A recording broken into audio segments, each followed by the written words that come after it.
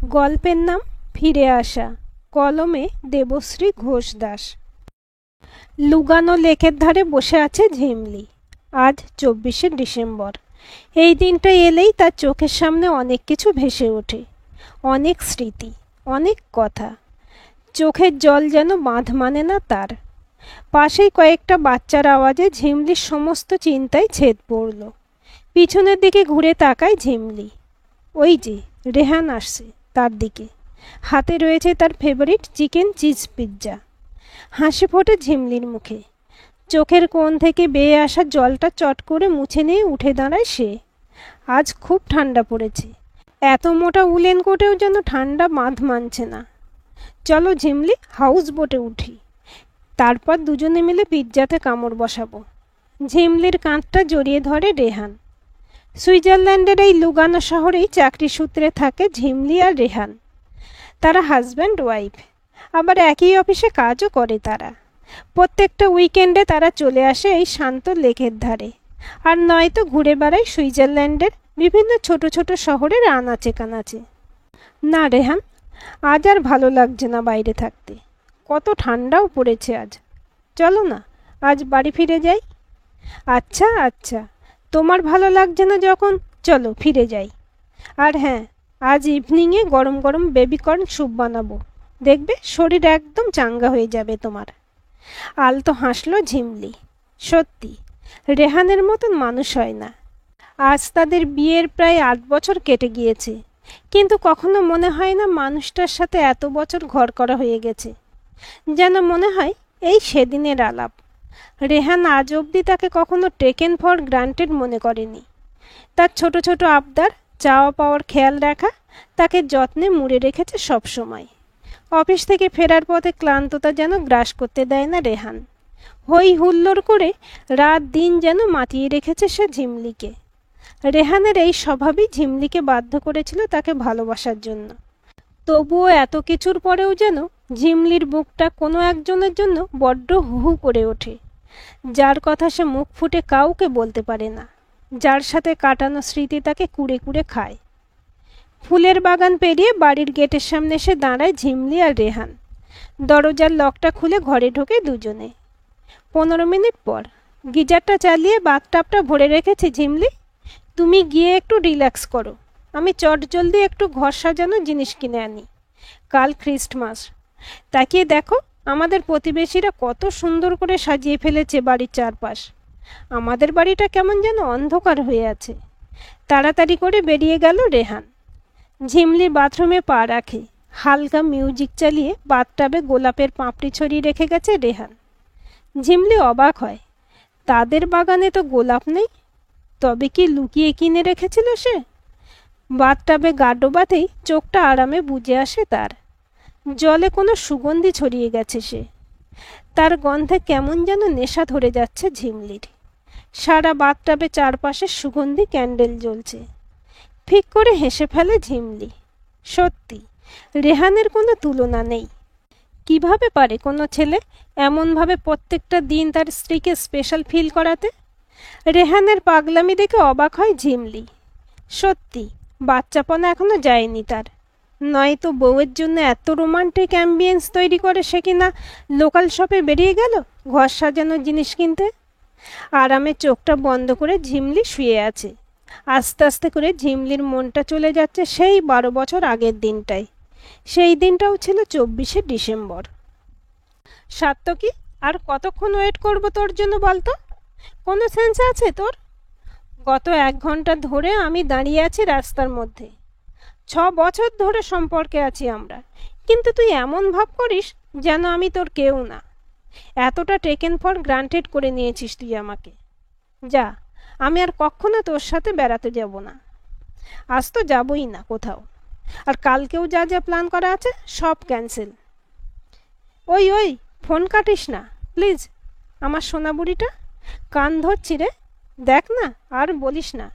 আমাদের পাড়ায় সেই অয়ন আছে না, ওর ঠাকুরমা খুব অসুস্থ হয়ে পড়েছে। বাড়িতে কেউ নেই, তাই আপাতত আমরা পাড়ার ছেলেরা মিলে ওনাকে হসপিটালে অ্যাডমিট করতে এসেছি। আমি জাস্ট বেরোচ্ছি রে, 8 ঘন্টার মধ্যেই পৌঁছে যাব তোর কাছে। লক্ষ্মী বুড়িটা আমার, প্লিজ একটা সুযোগ দে আমায়। আদর করে ওই সোনা বুড়ির নামটা শুনলেই মুখে হাসি ফোটে ঝিমলির। আচ্ছা হয়েছে হয়েছে, কাট ফোনটা, অপেক্ষা করছি আমি, না বকে জলদি আয়। ফোনটা কেটে একরাশ ভালোবাসার আবেশ ঘিরে ধরে ঝিমলিকে। এরপর আর কি বলার থাকতে পারে তার সাত্তকীকে? সে তো জানে তার সাত্তকী সত্যিই এরকম। এমন সহজ সরল আর মানুষের বিপদে ঝাঁপিয়ে পড়া মানুষ সে সত্যিই কখনো দেখেনি। ঝিমলি চারপাশে যখন আর 5টা ছেলে শুধু ফুর্তি করে, ঘুরে বেরিয়ে ঠাটবাট নিয়ে প্রেমিকাদের নিয়ে আনন্দ করে সময় কাটায়, ঠিক তখন সাত্তকীকে দেখে গরিব মানুষদের মুখে অন্ন তুলে দিতে। সাত্তকী রায়চৌধুরী কলকাতার এক স্বনামধন্য বিজনেসম্যানের ছেলে, কিন্তু তাকে দেখলে কে বলবে তার বাবার কোটি কোটি টাকা। ছেঁড়া শার্ট পরে যখন সে ঝিমলির সাথে দেখা করতে আসে, তখন ঝিমলি তাকে দেখে হেসেই খুন হয়। ঝিমলির মনে পড়ে রিকশায় তাকে নিজের পাশে বসিয়ে তার হাতটা নিজের মুঠিতে নিয়ে সাত্তকী একটা ডেয়ারি মিল্ক আর একটা গোলাপ তার হাতে তুলে দিয়েছিল তারই কোনো এক জন্মদিনের দিন। ঝিমলি মজা করে বলেছিল, কি সাত্তকী বাবু, আর কতদিন এই গিফটে কাজ চালাবেন? আপনার পক্ষে তো হীরের আর প্লাটিনামের রিং দেওয়া বাঁ হাতের খেল, কবে পাবো আমি? সাত্তকী ঝিমলির মাথাটা তার বুকের মাঝে টেনে এনেছিল আর বলেছিল, জানিস ঝিমলি, তোর বয়ফ্রেন্ড কিন্তু এখনও গরিব। বাবার বিজনেসে আমার কোনো ইন্টারেস্ট নেই। বাবা মাস গেলে যা হাত খরচ দেয় আমায়, তা হয়তো ভালো একটা চাকরি করলেও পাবো না। তবে হ্যাঁ, সেই হাত খরচ আমি বাবাকে ফিরিয়ে দিই না, সেটা নিয়ে আমি বিভিন্ন আশ্রমে দিয়ে দিই। গরিবদের জামা কাপড় দিয়ে খাবার খাইয়ে আমার শান্তি হয়। হ্যাঁ, তোকে আমি ওই টাকায় হয়তো অনেক কিছুই কিনে দিতে পারি, কিন্তু আমি চাই নিজে চাকরি করে নিজের খাটার টাকায় তোকে সেই সব সুখ দিতে যেটা তুই ডিজার্ভ করিস। হ্যাঁ, এটাও ঠিক, তোর এই বয়ফ্রেন্ড কিন্তু এতটাও বেকার নয়। তুই তো জানিস মোটামুটি ভালো গান গাওয়ার সুবাদে কত স্টেজ শোয়ে ডাক আসে আমার। সেই টাকা জমিয়ে তোকে একদিন দারুণ সারপ্রাইজ দেব। সাত্তকীর কথাগুলো শুনে স্বপ্নের সাগরে ভেসে যায় ঝিমলি। সত্যি একেবারে হীরের টুকরো পেয়েছে সে। নতুন করে কোনো হিরে তার চাই না। এমন যা নীতিবোধ, এমন যা চিন্তাভাবনা, সে যে কতটা পারফেক্ট তার বলার অপেক্ষা রাখে না। কলেজ লাইফটা সাত্তকীর সাথে স্বপ্নের মতো কেটেছে ঝিমলির। রাস্তায় দাঁড়িয়ে ফুচকা খাওয়ার কম্পিটিশন, মেলায় ঘোরা, ট্রামে করে ঘুরতে ঘুরতে কলকাতা শহরটাকে উপভোগ করা, প্রিন্সেপ ঘাটে বসে খুনসুটি করা। পুজোর 4টে দিনই সাত্তকী বরাদ্দ রাখত তার ঝিমলির জন্য। যা যা একটা সাদামাটা প্রেমিক করে সে সবই তারা করেছে। তবে আজ সাত্তকী তাকে নিয়ে গিয়েছে এক নামি রেস্টুরেন্টে। কী রে, আজ কি তোর লেট আসার জন্য আমার কাছে বকুনি খাওয়ার ভয়ে আমায় ঘুষ দিতে এখানে নিয়ে এলি? সাত্তকী হেসে উঠল খুব জোরে।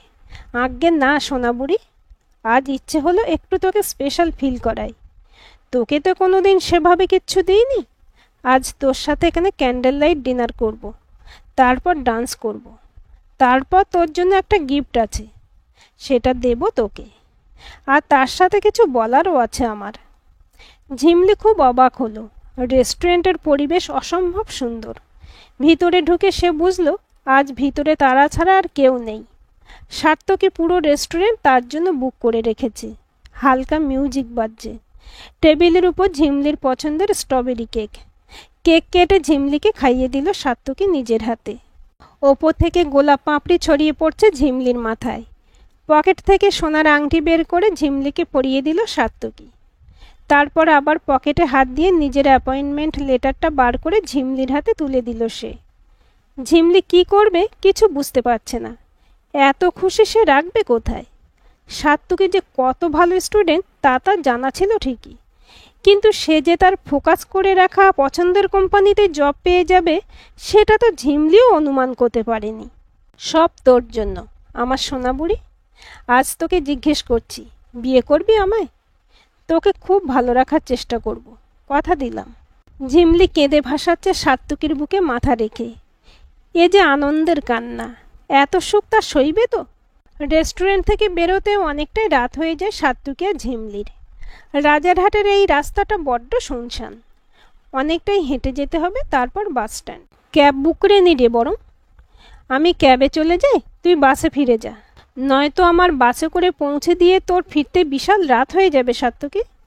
এমনিতেই তোর আমার বাড়ি একদম বিপরীত ডাইরেকশন। না না, সেটা সেফ নয়। এত রাতে একা একা ক্যাবে না যাওয়াই ভালো। বাস স্ট্যান্ড তো খুব দূরে না, বাসে যাওয়াই ঠিক হবে। তাড়াতাড়ি পা চালাই, পৌঁছে যাব। তোকে বাসে তুলে দিয়ে আমিও ফিরে যাব। অ্যাটলিস্ট বাসে লোকজন থাকবে। ঝিমলি আর সার্থকী হাত ধরাধরি করে হেঁটে চলেছে শুনশান রাস্তা দিয়ে।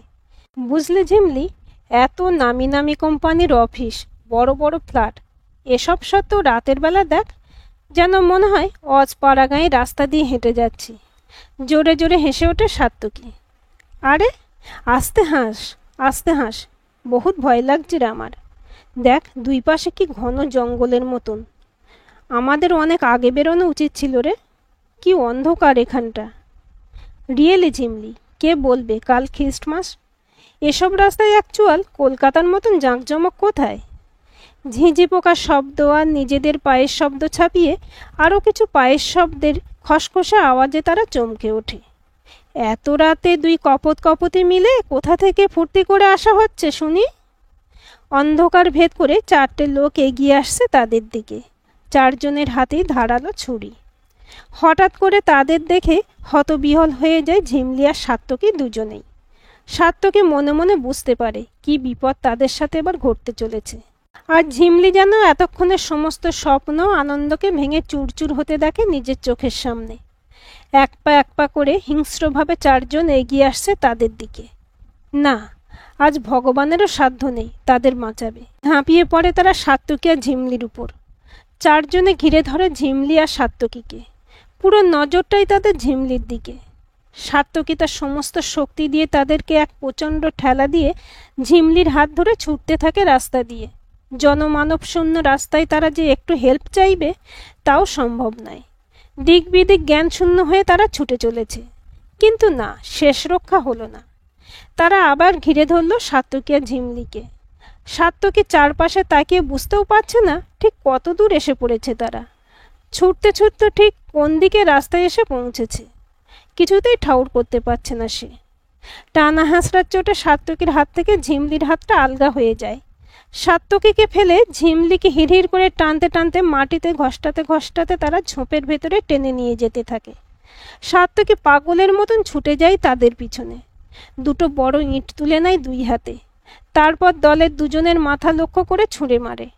একজনেরটা লক্ষ্যচ্যুত হলেও আর একজনের মাথা দিয়ে গল গল করে রক্ত বেরোতে থাকে। অসম্ভব চিৎকার করে মাথায় হাত চেপে সে মাটিতে শুয়ে পড়ে। দলের আরও তিনজন হতবাক হয়ে যায় কিছুক্ষণের জন্য। ঠিক সেই সময় সার্থকী চেঁচিয়ে ওঠে, পালা ঝিমলি পালা। ঝিমলি আর কোনো কিচ্ছু না ভেবে যেদিকে দু চোখ যায় শুধু ছুটতে থাকে। ঝিমলি তখন প্রচণ্ড ভয় পেয়ে আছে। সে ছুটতে ছুটতে সেই ভয়ঙ্কর চারটে দৈত্যকে দেখতে পাচ্ছে একটু আগে যারা তার দিকে লালসা নিয়ে এগিয়ে আসছিল। কিন্তু হায়, সে নিজের প্রাণ আর সম্মান বাঁচানোর জন্য এতটাই মরিয়া যে একবার সেই মানুষটার দিকে ফিরেও দেখল না যে তার কি অবস্থা হলো। ছুটছে আর হাউ হাউ করে কাঁদছে সে। আসলে কি সত্যি মানুষ নিজেকে বেশি ভালোবাসে? তাই সে আজ তার ভালোবাসার মানুষকে বিপদের মুখে ফেলে চলে এলো। অথচ সে থেকেই বা কি করত? সে তো লড়তেও পারত না তাদের সাথে। পা যেন চলছে না আর ঝিমলির। ছুটতে ছুটতে সেই স্বপ্নের মুহূর্তগুলোর কথা ভাবছে সে। তার দু চোখ বেয়ে শুধু জল গড়াচ্ছে।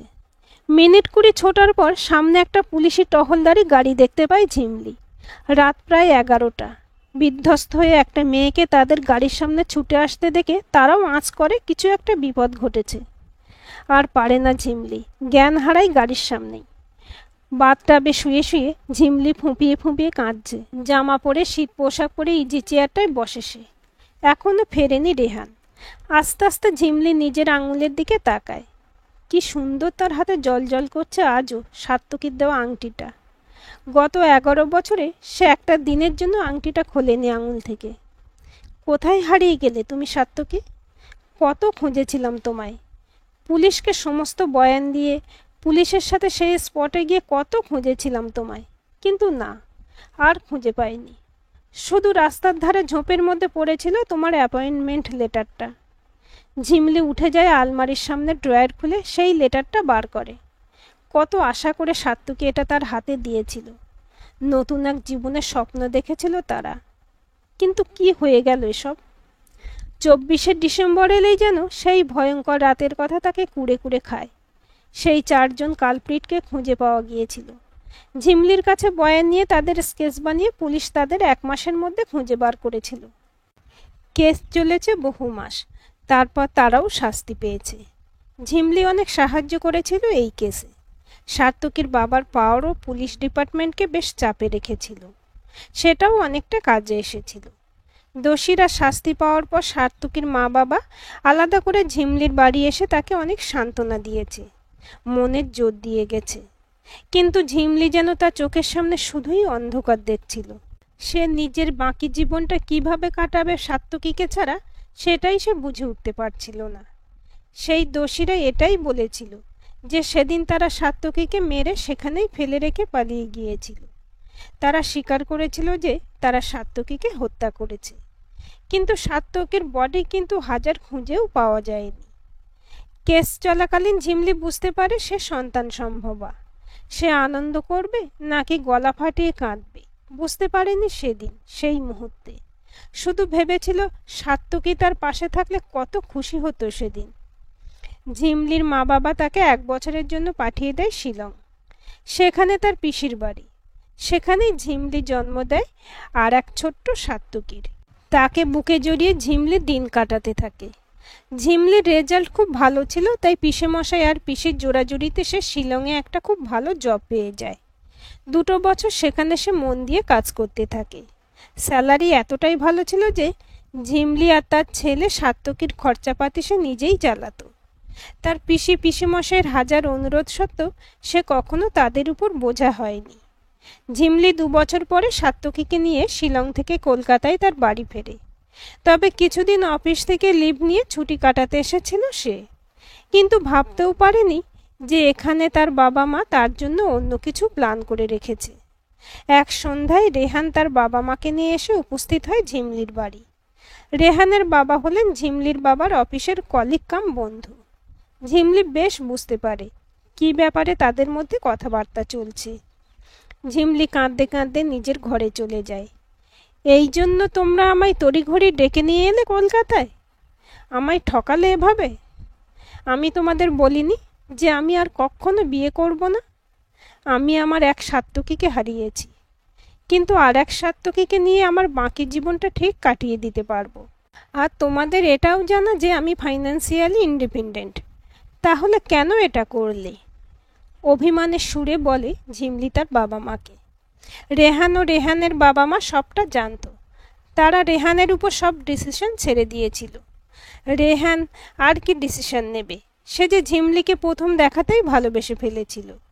সে তো আজীবন তার জীবনে এমন একজন লড়াকু মেয়েকেই চেয়েছিল। কিন্তু ঝিমলি বিশ্বাস করতে পারছিল না যে অন্য কেউ এসে কেন তার সন্তানকে আপন করবে, আর কেনই বা সার্থকীর জায়গা নেবে। রেহান অফিস করে ফেরার পথে নিত্যদিন ঝিমলির বাড়ি আসতো। তাকে বন্ধুর মতন বোঝাতো। সার্থকীর শরীর খারাপ থাকলে ডাক্তার দেখাতে নিয়ে যাওয়া, তার সাথে খেলা করা, তার জন্য জামা কাপড় খেলনা কিনে আনা। ঝিমলিও যেন কেমন আস্তে আস্তে প্রবলভাবে ডিপেন্ডেবল হয়ে যাচ্ছিল রেহানের প্রতি। ভালোবাসা ছিল না হয়তো, কিন্তু সে যেন অদ্ভুত মিল খুঁজে পেত রেহানের সাথে সার্থকীর। তাকে ঠিক যেভাবে আগলে রাখত সার্থকী, ঠিক একইভাবে আগলে রাখত রেহানও। ঝিমলি লক্ষ্য করত সার্থকীর সাথে রেহানের যেন এক পিতা সন্তানের সম্পর্ক গড়ে উঠেছিল খুব অল্প সময়ে। রেহানের পথ চেয়ে রোজ সার্থকী জানালার গ্রিল ধরে বসে থাকত। সার্থকীকে রেহান রাতের খাবার যতক্ষণ না খাইয়ে দিত সে খেত না। রেহান ঝিমলির বাড়ি থেকে বেরিয়ে যাওয়ার সময় সার্থকী কেঁদে কেটে ভাসিয়ে দিত। অবশেষে অনেক চিন্তা ভাবনা করে ঝিমলি রাজি হয় রেহানকে বিয়ে করার। তবুও মনে মনে সে এটা সবসময় ভেবে এসেছে এ জীবনে নতুন করে সার্থকী ছাড়া আর কাউকে ভালোবাসা হবে না তার। হয়তো বন্ধু হতে পারে রেহান তার, কিন্তু না, ভালোবাসা নয়। শেষমেশ নাচো রেহানকে বিয়েতে মত দেয় ঝিমলি। রেহানকে বিয়ে করে ঝিমলি বুঝতে পারে ধীরে ধীরে সে ভুল করেনি। অসম্ভব স্পেস দিত রেহান তাকে। কখনো স্বামিত্ব ফেলাবার চেষ্টা করেনি সে ঝিমলির উপর। রাতে সার্থকীকে ঘুম পাড়িয়ে ঝিমলির পাশে শুয়ে দিয়ে সে শুতে চলে যেত অন্য ঘরে। ঝিমলিরও খারাপ লাগতো রেহানের জন্য, তার এতটা স্যাক্রিফাইসের জন্য। কিন্তু রেহান যেন বিন্দাস থাকতো সবসময়। আর বলতো, ঝিমলি, আমি শুধু তোমার সাথে আর সাত্তকীর সাথে সারা জীবন হেসে খেলে কাটাতে চাই, আর কোনো চাওয়া পাওয়া নেই আমার তোমাদের কাছে। হ্যাঁ, রেহানের প্রচণ্ড জেদ আর ভালোবাসার প্রতি এতটা ডেডিকেশন বাধ্য করেছিল ঝিমলির মনে তার জন্য এক আলাদা জায়গা তৈরি করে নিতে। রেহানের অফিস থেকে বেশ কয়েক বছরের জন্য তাকে সুইজারল্যান্ডে শিফট করার কথা বলা হলো। রেহান রাজি হয়ে গেল আর তাকে এবং সাত্তকীকে নিয়ে নতুন দেশে নতুনভাবে সব কিছু শুরু করলো।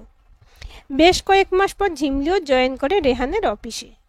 তার কাজের গুণ ছড়িয়ে পড়ে সারা অফিসে। বেশ চলতে থাকে তাদের জীবন। তবে তারা দুজনেই বেরিয়ে যাওয়ায় সাত্তকীকে দেখাশোনার অসুবিধা শুরু হয়।